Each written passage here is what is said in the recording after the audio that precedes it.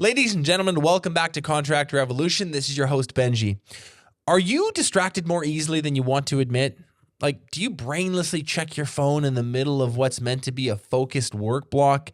Does your mind sometimes wander into past memories or future fears as you're supposed to be leading your team huddle? A lack of focus is a killer for your productivity, but more importantly, for your joy and peace. And yet, we live in the most distracted time in history.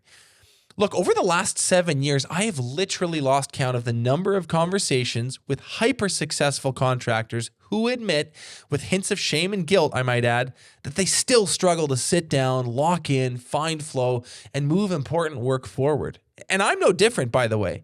Mike Lee is a globally recognized keynote speaker and best-selling author whose entire body of work is dedicated to helping leaders find focus, block out distractions, and get more done with a calmer mind. Look, it's pretty simple, folks. You need to be on your A game. And if a steady stream of notifications, algorithms, open tabs, unfinished tasks, or ambient anxiety are keeping you from it, this episode is a must listen. By the end, I promise you'll have a roadmap to transcend the noise and win the moments that matter. All right, let's get cracking with Mike.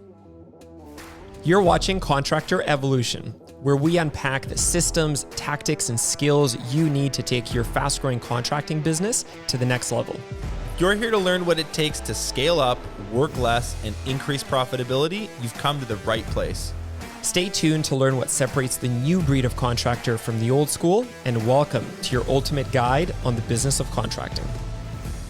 Mike Lee, welcome to Contract Revolution. It's so good to have you, man. It's good to see you. Thanks for having me on. So, an opening question. The modern times that we live in, I'm sure you've thought about this and written about this a lot. Why is it harder now than it's ever been to block out distractions and stay present? Well, I think they're just a natural byproduct of our environment, from social notifications, email notifications. There's advertising everywhere. Things are changing faster than ever. I think McKinsey did a study. It said that things are changing 5 times faster now than they were 10 years ago.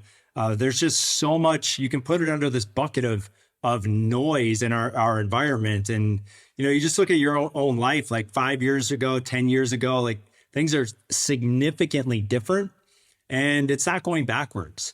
And so I think the way that we have to respond to this is creating an internal shift in how we're showing up versus depending on our external circumstances and hoping that those things are going to change, because they're not. Like, AI is here to stay. Disruption's not going to slow down.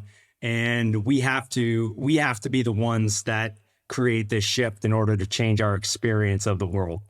It's very tempting, and I think that this is sort of like a traditionally sort of masculine, although I'm sure there are many women who have this fantasy too of sort of like escaping it all and getting a log cabin out there in the wilderness. And I'm going to raise my kids from water from a well, and we're going to grow our own food, and all this madness and technology and distraction and all these sort of like tentacles that are vying for our attention and our focus and causing us stress.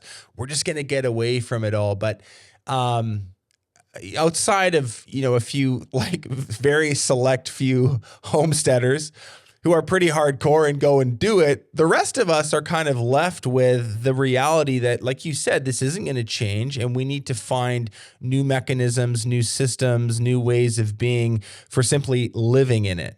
Are you kind of aligned with that view?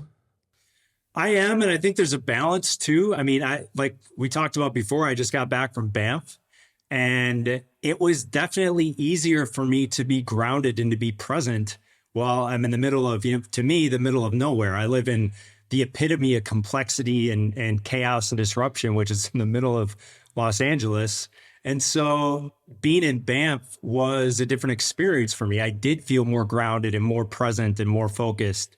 And I think there is something to be said about giving yourself the opportunity to have those experiences. Number one, purely from the standpoint of we need that, given the circumstances that we live in, but also from the standpoint of going into those experiences and then going into them with awareness, and then trying to be able to bring that awareness back with you into the chaos and the complexities of the world that we live in. And so that there's that aspect of it. But then there also is, definitely the aspect of this is, we are choosing to live in this, right? There are obviously benefits of it in some way, shape, or form. Otherwise, we wouldn't be doing it. There's trade-offs to all of it. There's things that are there's access. When you live in closer proximity to the things that we have living in cities, right? And so I think there is you have to look at the trade-offs, but then also really develop some of the skills in order to navigate that and be able to leverage the benefits of living in that type of environment. Hey guys, sorry to interrupt. If you want to download a wicked summary of all the mindfulness hacks that Mike and I talk about in this episode, we made one for you. You can refer back to it later, or you can share it with a friend. Check it out using the link in the description. Okay, that's it for me. Back to the conversation. So we're going to get into some of those skills and some of those practices today, but I wonder, just for the sake of clear communication with the audience, I think it's good if we define what we're talking about here today. A lot of your body of work is really centered around this idea of presence and being more present as a leader, as a father, as a mother, as a community member, as a business person. How do you define presence, Mike? Well, I think the first thing to do is to define what it isn't is. And there's some research from Harvard that shows that we're actually only present about 50% of the day. So if we're only present about 50% of the day, where else are we? We're in the future in worry, anxiety, planning, fear, or we're in the past in regret, guilt, shame, anger, or possibly like dissociation, meaning our minds are not, we're in this like brain fog state. An example would be you're watching a movie or you're reading a book and 5 minutes go by and you have to go back and read the paragraph that you just skipped over, right? That'd be an example of a state of dissociation, right? So we're actually only present about 50% of the day. And so I think we need to create this awareness of where our attention is at on a moment-to-moment basis. In high performance and in leadership, there's a lot of, everybody knows that focus is important, right? Focus means that I'm locked in on the task at hand. But the truth is that there's also another component of that, which is sustained awareness versus sustained focus. We have to be aware of when our attention drifts and then being able to redirect our attention and energy back to the task at hand, whether that's the email that I'm writing, the conversation that I'm having, the work that I'm doing, and that is right in front of me. We have to also operate with that level of sustained awareness. Are there any other data points that you can share around the true measurable cost that this has for us in business? And I'm asking this on behalf of like a huge number of our listeners. I have this conversation, to be honest, more often than I want to. It's not like my heart goes out to, and I struggle with this too, by the way. I just was shooting a case study with one of our members, Ryan Lermott. He's an avid listener to the show. Hey, Ryan, I hope you don't mind me sharing this. I don't think you would, but we had a really long conversation about, he really struggles with focus. He's distracted very easily. He's noticing, like, at this more mature senior level of leadership where his business is quite well developed and systemized. It's really bothering him how easily he veers off onto a shiny object and explores something that isn't really connected to the strategy. How easily he will check his phone and get lost in something when he really has a more important task to do. How difficult it is to sort of channel that inner energy, that chi, if you will, not to get too woo-woo, but like take that life force and really put it on the thing at hand. And he was being totally transparent and honest with me about, he's working with a counselor, looking for different solutions on this, but it's something that bugs him. And I've had that exact conversation with like at least half of our members at Breakthrough Academy. So this is a long-winded way of asking the question. Can you maybe give us, some more insights, some more data, maybe some more research on the true measurable cost that this affliction has on us as business owners? Yeah, I mean, there's a lot that I could go into with that, but from a cost standpoint, I mean, there's some research that shows that the average employee, right? This isn't specific to leaders, but the average employee loses about 600 hours of productivity a year due to distractions. From a managerial standpoint, on average, there's businesses that lose 37 grand a year per manager due to distractions. And so there's a lot of, just bottom line numbers that you can look at from the standpoint of how distractions are impacting business. I think a lot of this, and the example that you gave about Ryan, I 100% deal with a lot of these things as well. And I think, I don't know if we want to go there or not, but a lot of this, based on my research that I've done more so personally and haven't really shared in a professional setting, but a lot of this, our inability to focus and where we're easily distracted, a lot of it comes down to childhood development traumas and being able, and in our nervous systems not necessarily developing in a way where we feel safe. And so these things that are right now, years ago, our brains were designed to search out fear, right? They were not designed to make us happy and fulfilled and be successful. They were designed to help us, survive. Right? Yeah. They were worried about a lion jumping out of the bushes while we're hunting or we're trying to gather or whatever we're doing, right? And so our brains are predisposed to search out for fear. And so, obviously in our world today, we don't have to worry about a lion jumping out of the bushes at us, but the equivalent to that is all the distractions in our environment. So that's one reason that we are so easily distracted is that our brains are predisposed to it, and a lot of things that can happen that are subtle things that I'm just uncovering myself. It doesn't have to be some, there's big T trauma and little T trauma. And, big T would be a huge event that happened, like a car accident, for example, or, some other singular event. But then there's a lot of things that are put in the bucket of little T traumas that add up over time and that affect our ability to be present. And it manifests as things like ADD and other mental health challenges that have a direct impact on business. I know for myself personally, if I'm in a state of anxiety, if I'm dealing with a state of depression, there's no way that I can show up and I can be at my best as a leader. So a lot of these things, we could have a whole conversation around that. But, there's a lot of explanations, a lot of things that I'm uncovering that maybe will shed some light or open up a door for some people to explore. Well, I don't mind lingering on this point for an extra minute because I do think there's so much here. You're kind of talking about just the innate struggle of the human condition to stay focused and be present. But then there's this other side that you opened with, which is the environment that we live in has dramatically changed. And it's sort of, that's such an overused thing to talk about. It's becoming cliche, but just like, let's think about this for a moment. Let's compare the year 2000 to 2024. That's one generation, still less than one generation, not even 25 years. We've gone from Nokia flip phones to algorithm-driven, short-form content that is on an endless scroll that is fed to you not on one platform now, but every single platform now.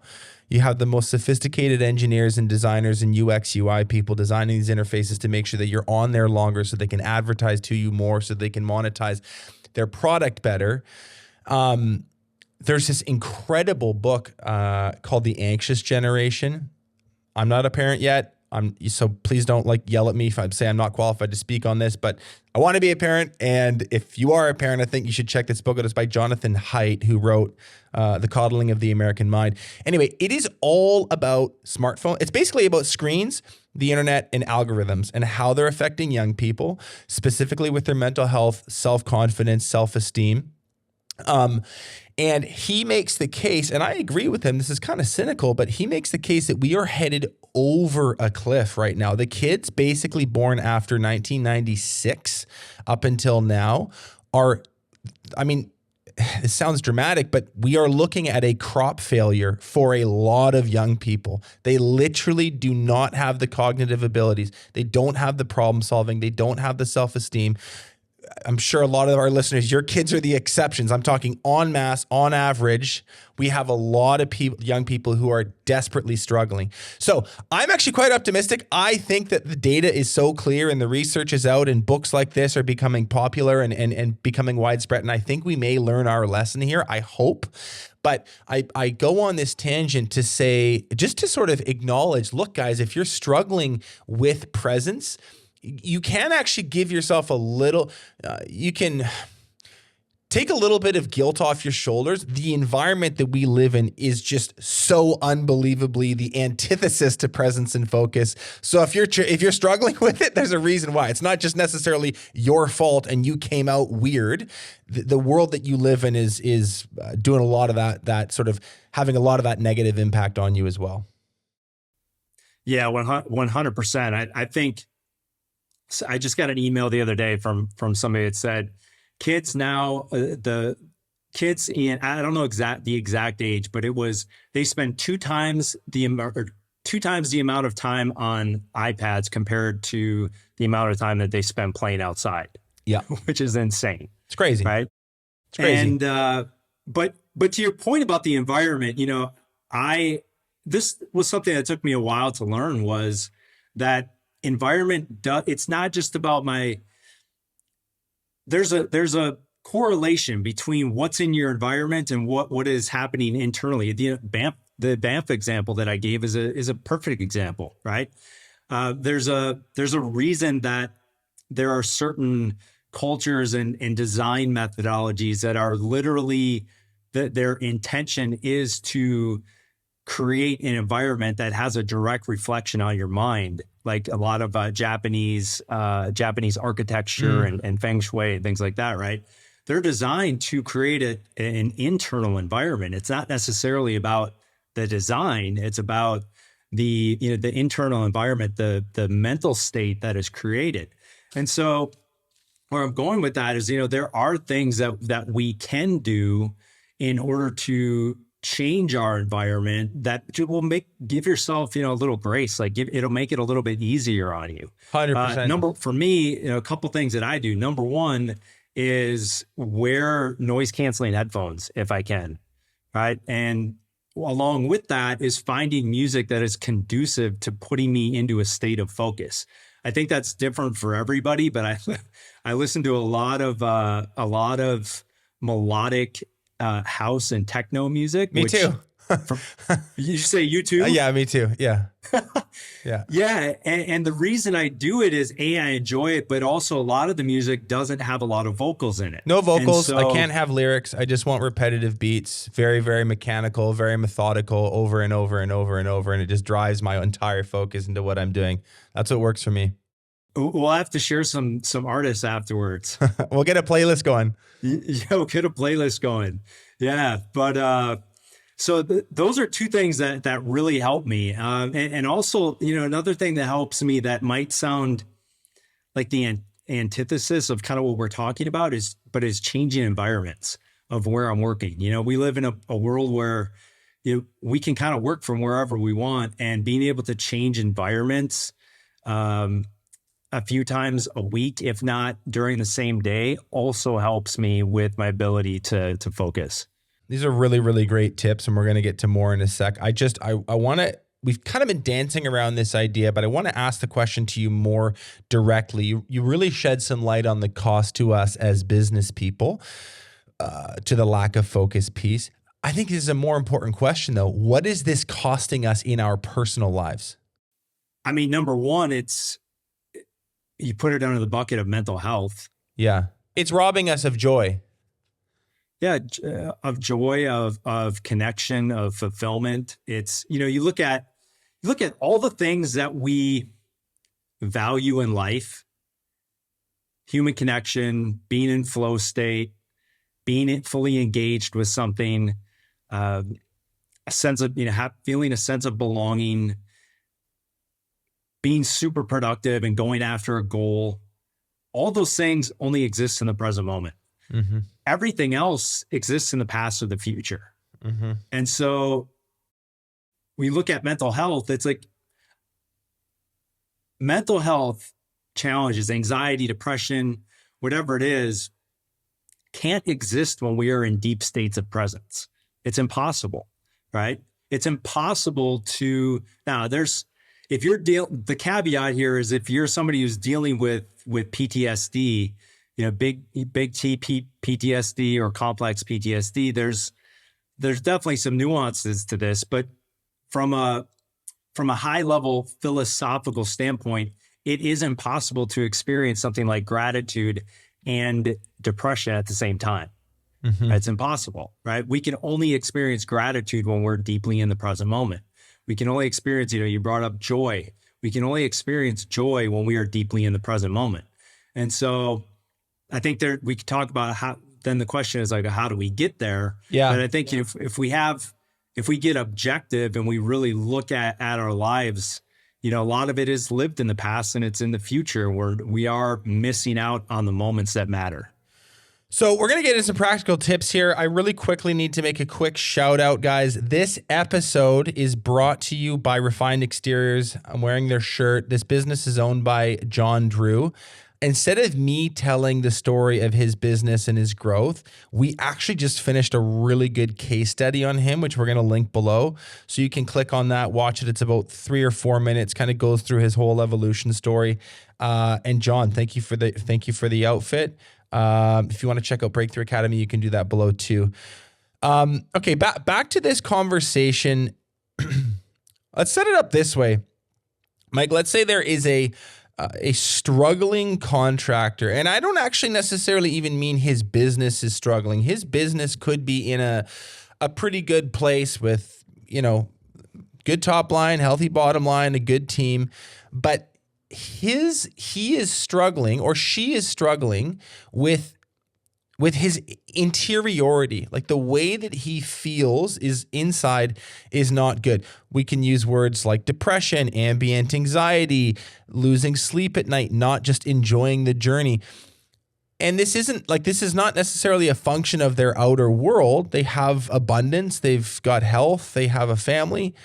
But if they're honest with themselves, they're like, man, I am really not enjoying this. And I'm not enjoying this because I'm heavily distracted and not present.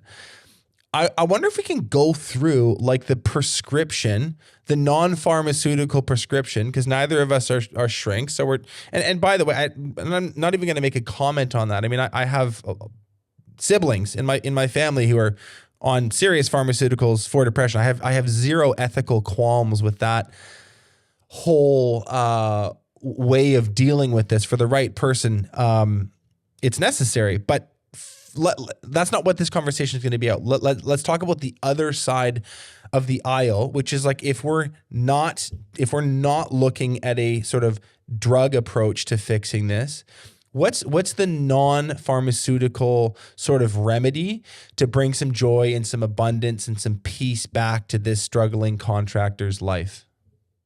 Well, I think the first thing to look at is this big esoteric question of purpose. And really, the research shows, and my own experience shows that we are a lack of purpose and a clearly defined purpose is a contributor to a lot of these things we're talking about. And I think when I define purpose, it doesn't mean that you have to go out and start a nonprofit or you have to go, start working in the healthcare space or whatever it is, or curing cancer. It just means really looking at your business and looking at your life and asking yourself, what is my contribution to something bigger than myself? How am I contributing to the lives of others? Because I think, when we look back on it, and I've seen this over and over and over again with the people, really this stems from my basketball experience, but the things that filled me up the most were not my own accomplishments. The things that filled me up the most, the things that gave me the greatest sense of fulfillment were the accomplishments of the kids that I coached and seeing them play in the Final Four and hit game-winning shots in March Madness and get drafted in the NBA and seeing their dreams come to life. And so you look at it from a leadership standpoint and really ask yourself, like, how am I investing in the lives personally and professionally of the people that I'm leading? That would be one thing that I would look at. Second thing that I would look at is there's really a couple things. And I think, if you're a business owner, you probably are putting yourself into this bucket of being a high performer. And I have not yet come across somebody who's in this bucket of being a high performer who is not also incredibly hard on themselves. Yeah, right. And so there is, there's practices of things like self-compassion, self-acceptance, self-forgiveness, things that, how are we showing up for ourselves when things might not be going great, right? Am I giving myself the permission to forgive myself for probably being incredibly hard on myself and holding myself to incredibly high expectations that, if we get objective and look at it, are probably not realistic? So I think that there's a couple things there that we can look at, and we can unpack either of those if you want. But let's click into the purpose thing. You and I think this is, I'll chuck this out there. You talk a lot in some of your work about this heart-mind methodology, and this is sort of a framework or a way of thinking that you've developed. How does that heart-mind methodology, maybe just explain what it is first and then tie it into developing some purpose for ourselves? Yeah, so I'll back up here and unpack that a little bit. So I started to look at what are all the skills that leaders need in order to navigate the world today, right? How do they perform at a high level? How do they create great cultures, right? And I looked at all of my experiences and kind of looked at this from the standpoint of the leader of the future is a mindful leader that operates with empathy, with compassion, that creates connection, right? This is where the heart-centered leadership comes from. Mm-hmm. And then there's this other aspect of this where, we hear this all the time. Well, leaders need to be more empathetic and they need to be more compassionate, but that's not all you need, right? You also have to combine this with this other bucket where we're operating with this mindset of an elite athlete. So we're combining the compassion, the connection, the empathy with the focus, discipline, and drive that you might see from an elite athlete. The third part of this is the awareness piece. Like, what do I need to deploy on a moment-to-moment basis? Do I need to hold myself to some higher standards? Or do I need to give myself a break? Do I need to give myself some grace? Do I need to give myself some self-compassion, right, in this moment? And I'm talking about from the standpoint of leading ourselves. Mm-hmm. And when we combine these, the heart, the mind, and the awareness, this is what allows us to unleash this potential of presence. Yeah, I think that's a really, really powerful way of thinking about this. I want to maybe ask you about, so that what you've just laid out there is sort of an approach, a thought process towards it. Can we move into just like practical steps to dealing with distraction? So let me set it up this way. There are days that we have, rarely, where you kind of like lock into something. I had one of these last Friday. I locked into my work at like 8 a.m. sharp. And before I knew it, it was 6 p.m. I'd gotten this entire week of podcasts. We're recording 11 podcasts this week in 5 days, plus intros. That's a lot. So I had to prep all these, and I got everything I needed to have done. I thought it was going to bleed into the weekend. I was kind of dreading it. And I was like, I got it all done by Friday. And I like left being like, I was sick. Like, why doesn't that happen more often? And then there are other days where it's like, honestly, guys, it's like 12:15 p.m. And let's be honest, you haven't done a thing yet. You're like pulling your phone out of your pocket to look at it again because you don't you don't even have a notification. You're just like, well, maybe I'll check the weather app and see what's going on in Calgary. It's like, what am I doing? Right. And you sort of like, I don't know, you have these moments with yourself. Like, am I challenged? Like, do I have issues? Like, this is embarrassing. Like, I'm a serious business person and I can't for the life of me finish this 1-page document that I need to get done for someone else on my team. I can't get this estimate out the door, even though I'm already a day late. Like, so, I'm just giving two ends of the two extreme ends of the spectrum there.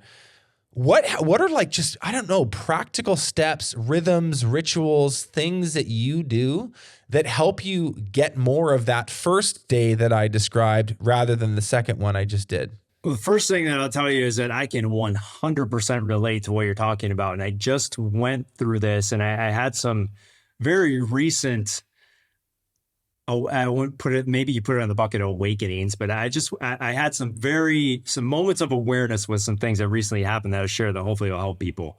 And the first thing that you brought up, and I think maybe this will shed some light on what you were just talking about is for me, I can lock in and focus when there is a bigger task at hand, right? Like you had all these podcasts that you have to prepare for. You were able to create a singular focus and lock in on that one thing throughout that day. For me, I've just been going through a rebrand and working on getting a new speaker reel, a keynote speaking reel out. And that has been my singular focus. I'm not thinking about the 19,000 other things that I need to do to run my business. All I'm doing is I'm figuring out what is the number one priority right now, and I'm going to lock in on that. And so it's batching this work together where we can, I think everybody operates differently with these types of things. But an example is like you may batch your work if you can, or create blocks during your day where you are completely devoted to a singular area or a singular task, right? The other thing that you could do is, I call this the mindful leader exercise. And essentially what you're doing is you're creating, and I can give people access to this if they want to follow up to get the instructions for this exercise. But essentially, you're creating a list of all of the things that you need to do in order to run your business, right? And after you create that list, you take all the items that are on there, all the activities, the responsibilities, the things that you need to do, and you put them into one of two buckets. You put them into one bucket that this activity gives me energy, and the other bucket or the other column is one that these activities drain my energy. And what you can do is then, all right, I'm going to double down on the things that give me energy, and the ones that drain my energy, I'm going to either delegate or I'm going to hire out whenever I possibly can, right? And so I think when we do the things that give us energy, the things that we're passionate about, there is a sense of quality of presence that brings, that just naturally unfolds when we are doing the things that we love to do, that give us energy, right? Yeah. And I think that can go a long, long, long way. There was something that you had shared with me offline, which I just want to mention because I think it's a really powerful point. And then I'm going to go through sort of a list of things. By the way, love what you said about batching. And I love your comment about chargers and drainers. That's something we've talked about and we have a lot of our members do. especially early on in their entrepreneurial journey. A little like pro tip on how you frame this conversation that Mike and I are having, guys, especially if you're kind of like me and you kind of are a little bit allergic to like the woo-woo stuff. And you're sort of like, I'm not going to do a 4-hour morning ritual and get up at 4 and worship the sun gods and like do my, like, an hour of journaling. It's like, there is like, I'm very much for that stuff, but I also understand, especially as kind of like, you're probably a macho guy. Maybe you've got a beard. You might drive a truck. You're kind of like, yeah, this isn't like my brand. I get that. So the pro tip I want to give you is framing this conversation and the advice that Mike is giving as a pillar of your leadership. One thing that you do definitely care about is being a better leader, performing in your business better. You may not care about mindfulness and your own wellness as much, but you definitely care about those other things. So frame this as a vehicle to that end. And I think you'll find it gives you a little bit more open of a doorway to explore this and then find something that works for you. And that's my second point on this is this is very much a case by case and individualized approach. You have to find I like this term or these terms, rhythms and rituals that work for you. I think we're all tired of hearing Joe Rogan talk about plunge baths, like in cold exposure, and like I am too, and I don't do them because I don't like cold water. But like, so if that's not for you, you find your thing that does work, and you create your own little mosaic of practices that are super beneficial to you.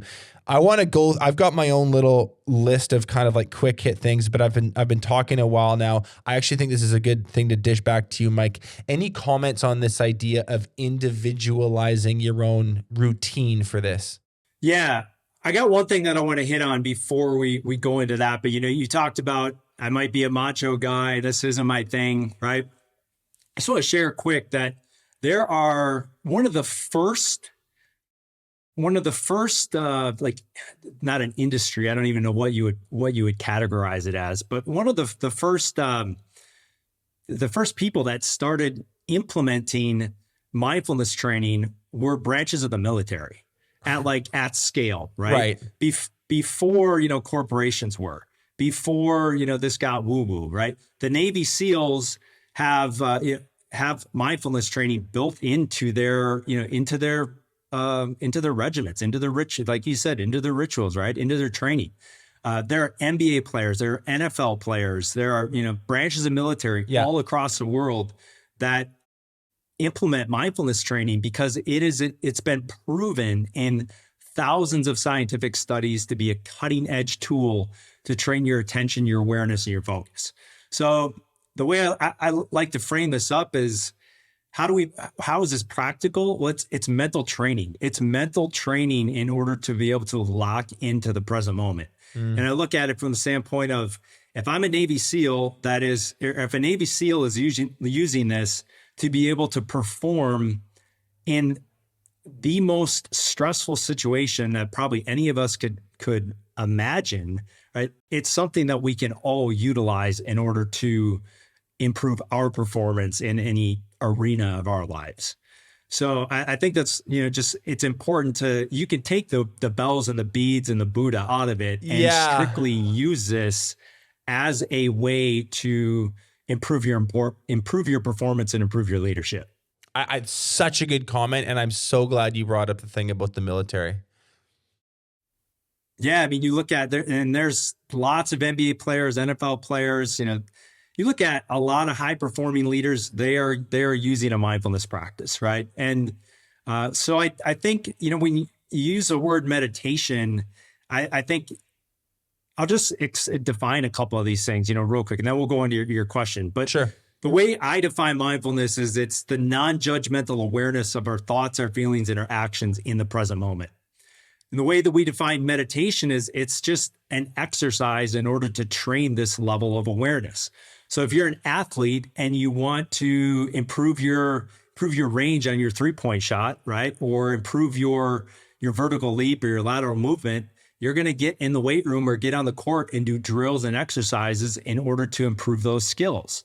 I look at mindfulness and meditation as the same thing, right? It's just exercises to train your mind. It's such a practical point, and it's so much easier, I think, to get motivated to do it that way rather than it be this sort of thing that I do for my personal brand. And by the way, guys, you can meditate and not post about it on your Instagram. Like, that's totally allowed, right? Like, you can do that. So if you want to make this a more personal, more private thing like I do, I would encourage you to explore this. I want to go through a few. I'm just going to like do a quick fire list here, and there might be a few things that you want to pick up on, Mike. Okay. First of all is a reading list. I'm just going to, if people are like I'm talking to you, Ryan, and I'm talking to the other people who are kind of, I've had these conversations with. Here are a few books. Everything by Eckhart Tolle. All of his books. His best is called A New Earth, but The Power of Now. His first one is really good too. He does speeches on YouTube. He's highly findable. He tours and speaks. Everything by him. There's another book called Inner Engineering by Sadhguru. That's a little bit more Eastern philosophy, but it deals with this head on. There's a book called Deep Work. I think that one's by, I think it's Gary Keller. Don't quote me on that. Deep Work is a really, really good book about focus and why it's valuable. And then here's some practices over the years that just have worked for me. Okay. Morning meditation, yes. Either the Calm app, it's $80 a year, or Headspace, I think it's $100 a year. You pick the one that you just like. You like the interface better. They're both the same thing largely.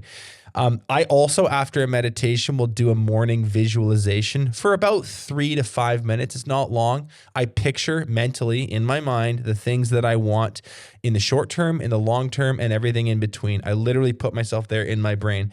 After that, I usually say a quick prayer. That's about 30 seconds to get all the words out. So to do that is less than 15 minutes. It's literally, you spend more time scrolling on your phone before you even get out of bed. So this is not a big, massive commitment. You don't need to get up at 3:30 in the morning to do those three. Here's another one that's been huge for me, is just movement in nature. Okay. One of my favorite Olympians of all time, her name is Clara Hughes. She's a Canadian. She's one of the only people who's ever won a summer gold medal, a summer medal and a winter medal in both Olympic games. She's amazing. She struggles with depression, talks a lot about mental health. She's got this line she says a lot in keynotes, which is, things make sense again when you start moving. And so if you're really in a zone, in a chapter, in a season, I know this seems basic, but have you gone for a walk in the forest in the last 2 weeks? Have you taken your bike out of the garage and gone for a pedal? Those two things, it's important that you're in motion. Like, just sitting on a chair and looking at the forest is good, but being in motion really, really helps get the juices flowing and the processing happening. So movement in nature. Here's another pro tip that I don't think people do enough. Make your office nice. Buy some 100%. art that you like. Get the little dumb sort of steamer and the humidifier that makes the room nice, and invest in a nice stereo that you can play music on and it has a full sound. Like, I have a $1,500 chair that I sit on every day because it gives me better posture. I know it seems dorky, but like, get a standing desk. Like, do the things that you need to do to make the place that you spend literally a third or more of your life in, make that nice. You could do it for well under $2,000. And if you're really on a budget, you could probably do it for $500. So invest in that. I see a lot of offices that are just like boring gray paint and there's nothing in there. I think that's super weird. Here's another one. Delete your apps. Do you know how long it takes to quit Instagram? It takes 4 seconds. You literally do the thing on the iPhone where you put your thumb on the app and then it starts to vibrate and then the X comes up and then you delete it, and that's the end of it. I've done this multiple times in my life. You will not miss it. You literally will just forget about it overnight. If it's not on your phone, you won't go to it. I've deleted YouTube. If I need to go on YouTube, I visit it on browser. So that's a simple one. I'm going long. I got something to tap on with that. Yeah, go for it. I just got introduced to this app called Opal. I have Opal too. I was going to hit it, but thank you. Tell us. Yeah. Okay. All right. I've been using it, and it's been game changer for me. Absolute game changer. So what Opal does, guys, it's $100 a year, and it's basically an app. It's an app that controls your apps. And so basically what you do is you set custom timers, you set custom lists. So you can basically have a deep work sort of, it's like a playlist where you sort of select it and it knows, okay, when you say I want to do deep work for the next 8 hours, these are the apps that I block out. When I have like downtime, when I'm on a downtime setting, I actually block out I block all your work apps, and you literally can't access it without going into the app and reversing a few settings. And it's incredibly effective. You actually you only need a little bit of friction to like keep yourself from getting back onto Instagram or getting back onto YouTube and burning through 20 minutes. It's just like that initial, oh, the app's closed. Okay, whatever. I'll go back to my thing. So Opal's huge. Highly recommend it.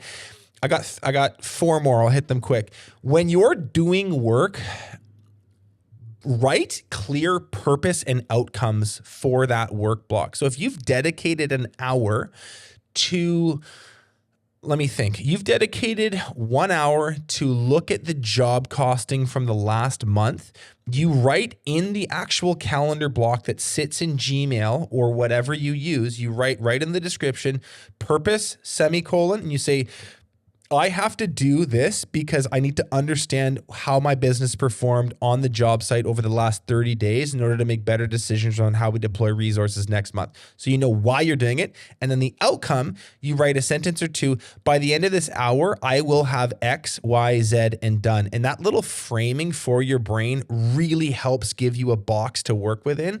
And it will just immediately give you more focus and motivation. The block scheduling and batching thing you already hit on.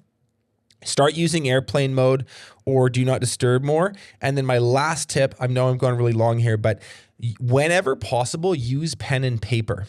And if you like these new remarkable things, those are cool too.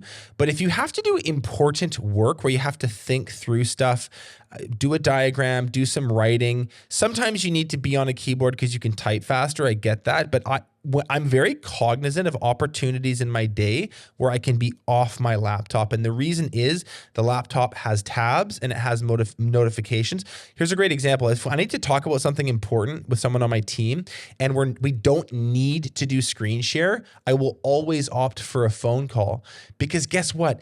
Most of the time you're on Zoom, you're clicking around other anyway, you're not even really paying attention. So just remove the thing that's going to cause you the distraction. Anyway, that's my quick list of like things that have worked for me.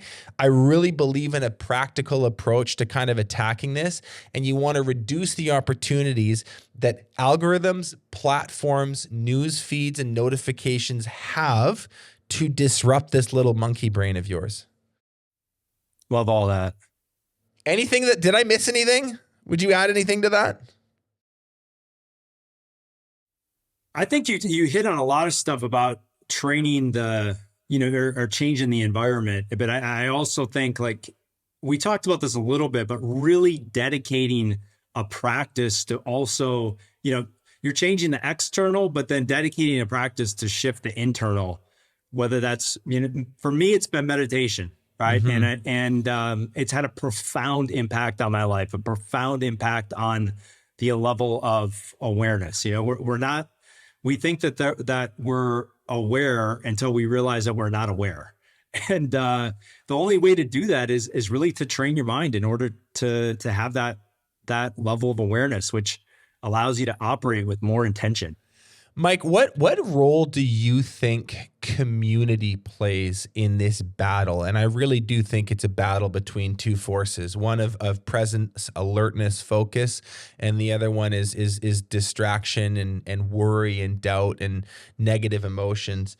What role does community play in helping us win the battle? Well, I think we're seeing, it's interesting that in the last, 4 to 5 years or so, probably since COVID, that this idea of community has really, really taken off.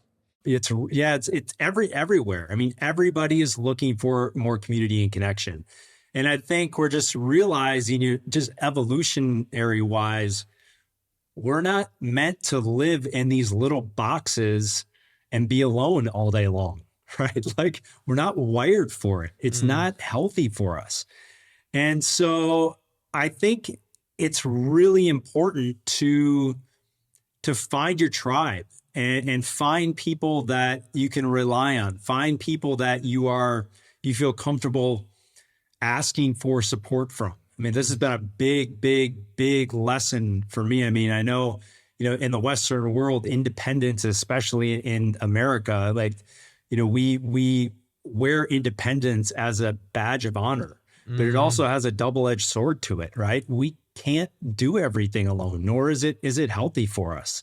And, I look at asking for help and asking for community and connection actually as a sign of strength, because for me, the vulnerability in that asking is harder than trying to do it alone. And, it's like we have associated community and asking for support as a sign of weakness. Yep. And, really it's a sign of strength. Yep. Couldn't agree more. But this is a nice little segue, and I'm sort of speaking to the Breakthrough Academy members listening directly now. If this conversation resonates with you and you kind of know in your heart of hearts, you're like, man, this is something that I am really struggling with. I don't really know where to go. Your Breakthrough Academy community would be a great place to start. Go make a post in our member tool. Bring it up on your next group call. Maybe shoot out a text or just dial the number of a member who you've heard has talked about this issue in their life in the past.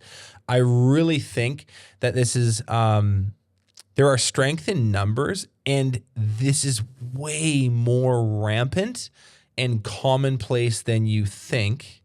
And the solutions are actually much simpler and more available than you think. And I'm speaking to myself here because I've had my own sort of focus journey, and I there are a lot of areas in my life that I don't have as much progress on that I'd like. This is one that I can truly say I'm so much better at this than I was 5 years ago. Like I do know how to sit down and lock into things more reliably. It's not perfect, but more than I did before. And a lot of that is through conversations that I've had and help that I have been vulnerable enough to ask for.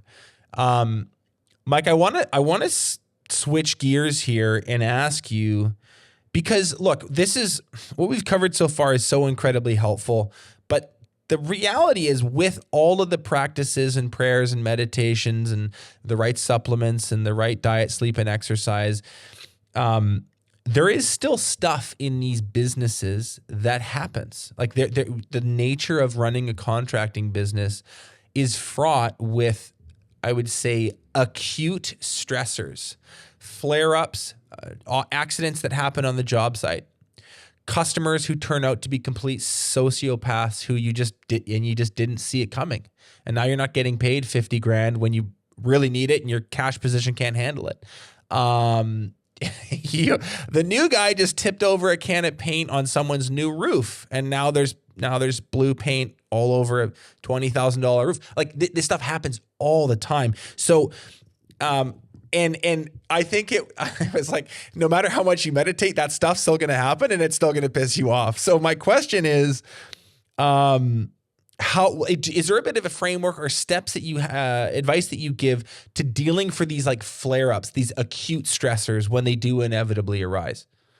Yeah, I think this is something that we didn't talk about offline, but I'll share because I actually think it might be more relevant to what you're bringing up right now. And there's a 3-step process that I've used, and I usually use this when I take people through or lead a meditation. And really, it's the first step is creating awareness of this challenge, whatever it is, right? And obviously, some of these challenges you brought up are like, they're very obvious, right? Yeah. But sometimes there's things that are bubbling around in the unconscious that we're not really aware of yet. And we have to bring those into our awareness. But let's use an example of the guy spilling the bucket of blue paint all over the new $20,000 roof, right? Okay, obviously, you're aware that happened. The second step is to come to a place of acceptance with this, right? And when I say acceptance, I don't mean that we become complacent. I just mean that we accept what is in the moment, right? I think our stress does not come from what actually is. our stress comes from our anger, our frustration.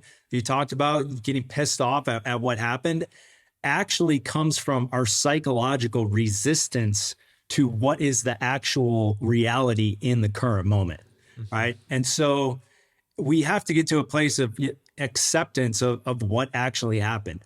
And then the third step of that is forgiveness, right? I'm not perfect. You're not perfect. Everybody makes mistakes. Things are, are going to happen. Mistakes are going to happen. Change is going to happen, right? And we have to be able to forgive others and forgive ourselves. Forgiveness is forgiveness is the gateway to the present moment. If we're not able to forgive, we're going to remain stuck in the past in an event that's related to guilt, shame, anger, frustration, being pissed off, whatever you want to call it, right? And when we can forgive, we release ourselves from the past and allow us to be back in the present moment with a clear mind. And then we can make decisions with intention in order to move forward with whatever that situation is. And I think what that approach offers to a business owner in practical terms is, instead of getting swallowed up into the storm because this sort of one-time event has happened and does need to be dealt with, there's sort of two, let's frame it this way. The old way of going about it is the thing happens, you become upset.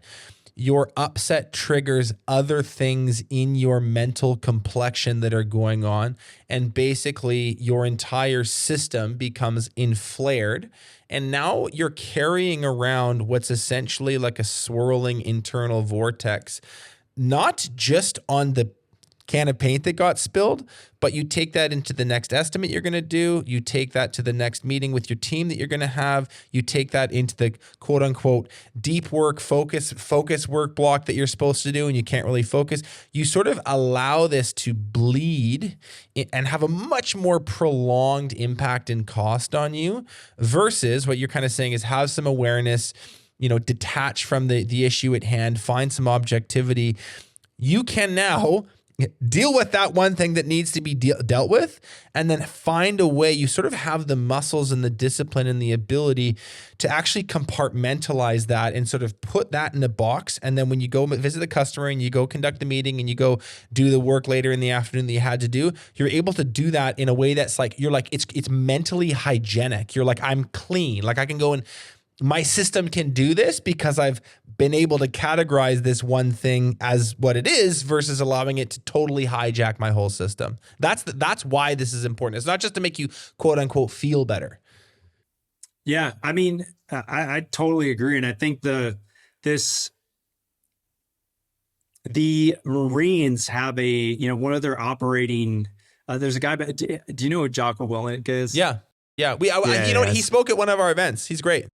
Oh, okay. So I'm sure he talked about this. One of their core philosophies is this. I worked with a company that he works with all their leaders, but I spoke at one of their events, and a lot of they implement a lot of their systems. And one of their core principles is prioritize and execute. Right. Yeah. And it's like, we can't prioritize what's important and execute on that when we are wrapped up in the emotions of the past, right? It sounds like heady, but it's actually super practical. Yeah, it's not heady at all. If everything seems like an emergency, nothing is, right? So it's very, very difficult to sort of quantify this first, this second, this third, and so on when you're in that ramped up state. Jocko's amazing and it's interesting for such a sort of military guy how philosophical he gets in a lot of the stuff that he talks about. I think that Extreme Ownership is maybe like the most read book in the Breakthrough Academy universe. Listen, we're almost out of time, but I want to ask you one other thing, Mike. You had a really interesting opportunity to work with Steph Curry, and maybe talk a little bit about the work that you did, and then can you share what did you learn about peak performance and presence from your time with him? Yeah. So long time ago, seems like a lifetime ago now, Steph flew me out to Charlotte to be the assistant director at a skills academy that was running for some of the top high school and college basketball players in the country at that time. And I got to know him a little bit and developed a relationship with him. And I'd always go watch the pregame workouts when he came to Milwaukee or to LA. Because in the NBA, they don't practice a lot during the season. A lot of their work is done pregame, getting their work on the court. And my role in that world was individual player skill development. Some of the NBA coaches are the best in the world at getting players to improve their individual skills, read game situations. So I'd always go watch these pregame workouts. And one year when Golden State came to Milwaukee, I texted Steph and I asked him for 2 tickets to the game. And it was one for me and one for this 7th grader named Jordan that was working with our basketball company at that time. And when I brought Jordan into the Bradley Center, we sat down on the courtside seats. It would be the team bench for the game. And Steph came over and initiated a conversation with Jordan. And I realized that the questions that Steph was asking Jordan had nothing to do with basketball. He was asking Jordan about his friends. He was asking Jordan about his family. He was asking Jordan about school. And I realized from this conversation that Steph was trying to demonstrate to Jordan that even though they both love basketball and they were passionate about the game, that life was bigger than this. And this was about a year before Steph blew up in the playoffs. And I kind of had this realization as I was watching him play. And the realization was that because Steph doesn't place his self-worth and his identity on the line every time he steps on the court based on his performance, he actually places his identity in his faith in being an entrepreneur, being an activist, being a husband, being a father, all these other areas. This allows him to play with more joy, gratitude, creativity, and freedom than probably any athlete I've ever seen in my entire life, in any sport that I've ever watched. And obviously he's put a lot of time in on the court, and he's put a lot of work in the weight room and working on his skills. And he's has an incredibly high skill level, but it also, a lot of other people do that as well. A lot of people put in the work, right? But they don't hold the same beliefs. And what I realized from him, what I learned from him was that when we can drop this need to obtain our self-worth and our identity from the external, from our accomplishments, we can drop into the present moment, which is the only place that we can really do our greatest work, and we can show up as the best version of ourselves for the people that we lead. The question to ask yourself really is, where am I placing my identity? Am I placing my identity in my ego, or am I placing my identity in my essence? Because your ego will tell you that you constantly need to do more in order to give yourself permission to feel good about yourself, in order to give yourself permission to have self-worth. But your essence says, I have infinite value as it already exists within. It says, I am enough as is. And, I think we're conditioned in the Western world to equate our title, our income, our credit cards, our zip code with our worth. And I think, it's the unlearning, the untraining that we have to go through in order to really get to another level. And that's one thing that I learned from him. Mike, this has been amazing, man. I wonder if as we close out here, you can just tell the listeners a little bit about, I never asked you, but like the work that you're doing, and then where people can connect with you if they want to. Yeah, my work right now is primarily focused around keynotes, workshops, and coaching with professional associations and corporate clients. Obviously, we're focusing on a lot of things that we talked about today. And you can reach me at mindshiftlabs.com or connect with me on social at Who Is Mike Lee. Perfect. I will link that stuff below. Mike, thank you so much for your time today, man. This has been a blast. We'll have to have you again on soon. Thanks for having me. Thanks so much for watching this episode of Contractor Evolution. If you've already subscribed to our channel, consider sharing this episode with another contractor who you think needs to hear it.